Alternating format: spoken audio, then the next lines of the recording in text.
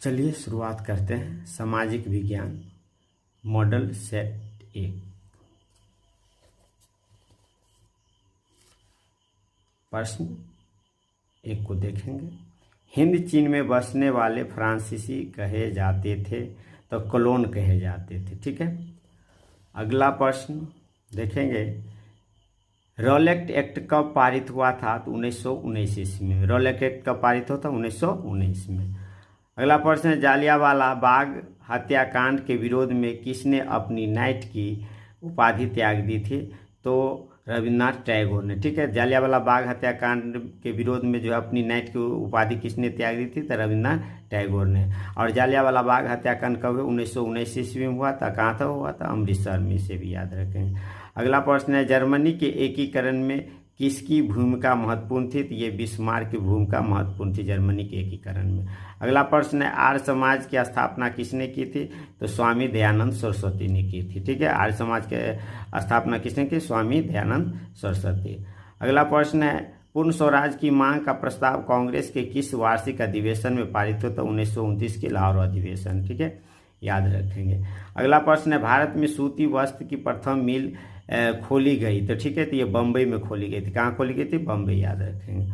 अगला प्रश्न है, अखिल भारतीय ट्रेड यूनियन कांग्रेस के प्रथम अध्यक्ष कौन थे? तो लाला लाजपत राय थे। ठीक है, क्या नाम था? लाला लाजपत राय। याद रखेंगे। अगला प्रश्न है, हिंद चीन क्षेत्र में अंतिम युद्ध की समाप्ति के समय अमेरिकी राष्ट्रपति कौन थे? तो निक्सन थे। क्या नाम था?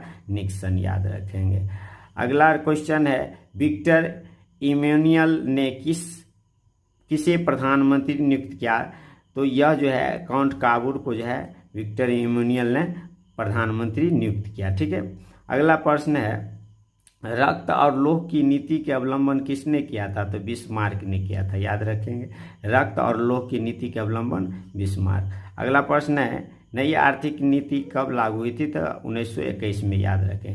इंडियन स्टैट्यूटरी कमीशन का अन्य नाम क्या है? तो साइमन कमीशन। ठीक है, याद रखेंगे इसे भी।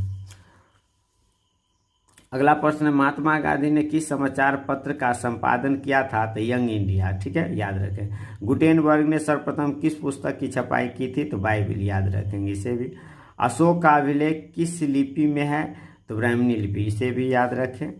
अगला प्रश्न है, बंगाल विभाजन कब वापस लिया गया था? तो 1911 में। बंगाल विभाजन कब वापस? 1911 में। अगला प्रश्न है, रूस में कब दासत्व समाप्त किया गया था? 1861 में। अगला प्रश्न है, किस सम्मेलन में 1 मई को मजदूर दिवस